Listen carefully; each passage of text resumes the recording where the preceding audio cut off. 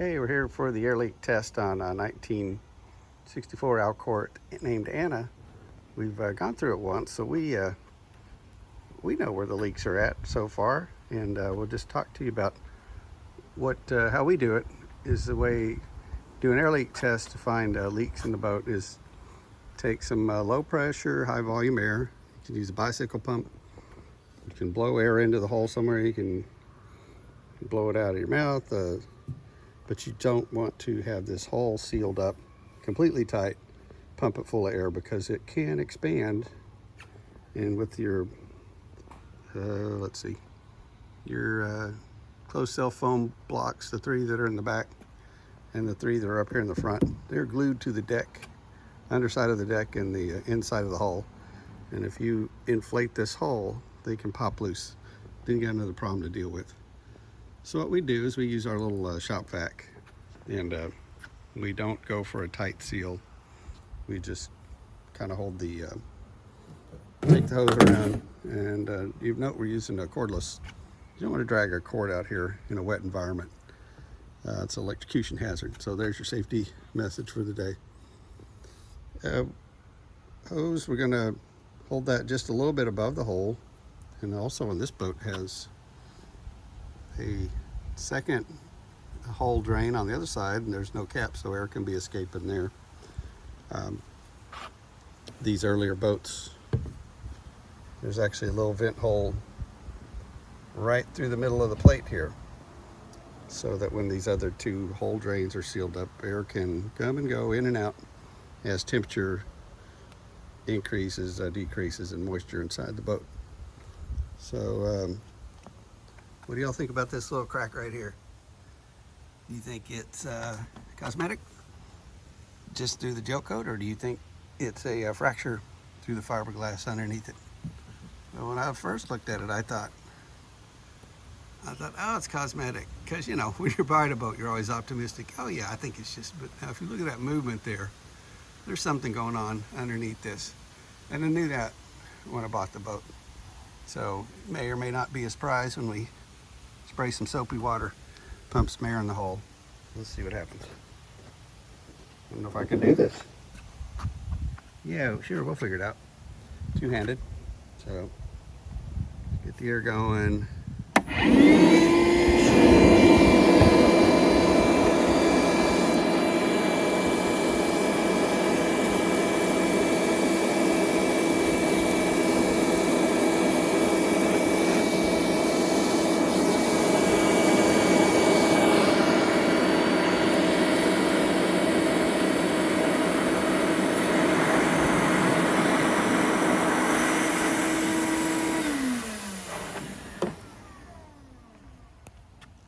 How's that for real live video? Battery went out. All right.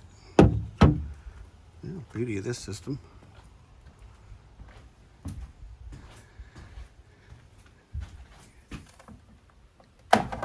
Go till your battery gets out and then go get another one.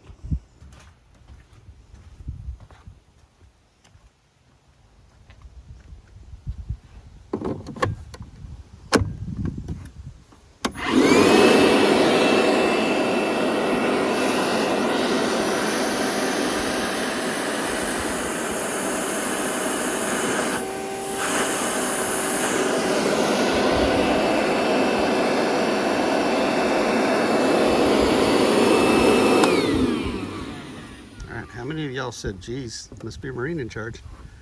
That's not the exhaust port, that's the intake. So all I've been doing is trying to suck air out of the hole. See if we can get this done.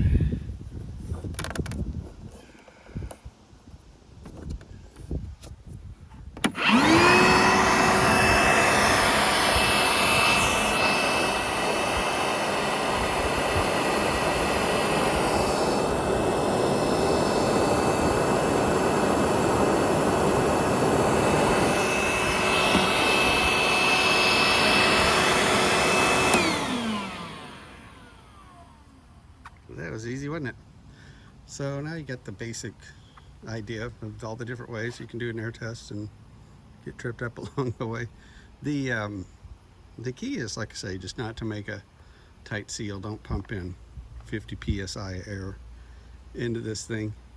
But what's your places you want to check when you're spraying your soapy water? We just use Dawn dishwashing liquid.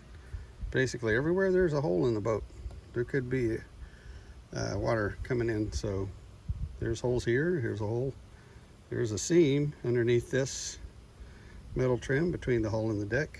So all the way around the boat could be leaks. Could be leaks around this hardware. And this boat, surprisingly, is very tight. Normally we find something down in the mast step and we'll take some thickened epoxy to fix it up. But this boat, nothing. It's tight. We've got the one leak on the chine there on the port side. No leaks up on the screw holes or the bow handle. That's telling us the backer block under there's still in good shape. And we did find one other leak right under here, and you can probably see telltale signs of some kind of little crack in the gel coat. So there's either a tiny pop in the seam there, or most could be a fracture. I'm not feeling movement, so I'm thinking the seam is probably has a little pop there. So we'll seal that up. Came around, checked along all this seam, along all this chine. Checked down in the daggerboard trunk. You'll be amazed there's no leaks in there. Here's a place a lot of people overlook sometimes. You spray around the baler, because where the cockpit and the hull are glued together, sometimes that can split. You have a little leak right there, and that's probably the quickest place on the boat for water to get inside the hull. Back here, your bridle eye straps. Once again, you'll be amazed, no leaks from the hardware here, and even this little hole where the keeper chain screw was put in isn't leaking, or the fastener for the latch plate on the keel not leaking. So that's once again telling me there's a nice dry block inside here. So we got good had some good backer block wood that day in Waterbury. Now, one thing I did not notice, and I may or may not have bought the boat, but now that I've seen it, it's the first time I've seen it. It's this crack around the cockpit where the tub is underneath. Somebody's put something really heavy on here at one point, so I can get just a little bit of movement there. You know, if it's a little kid or someone lightweight, right, it's not a big deal. But what we're going to do is we're going to take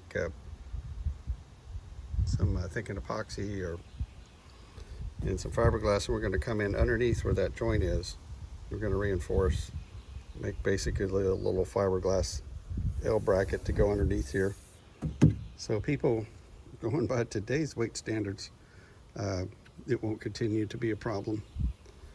And then from there, when we go along and repair this little area of fiberglass, might be a decision point on what we do next with the gel coat.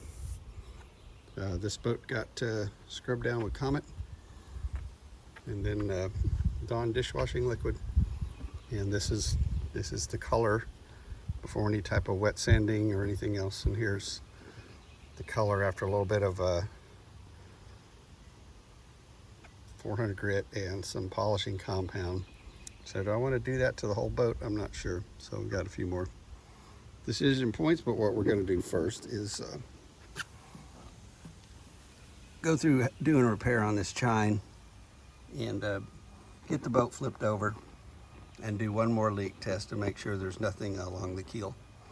So that's where we're at with the 1964 Alcort Sunfish Anna. I expect a bunch of likes on this one, showing you how goofy it is. Like, why is there not blowing any air in there? Well, because you got the hose hooked up to the wrong port jar head. Hope y'all are doing great. That about does it.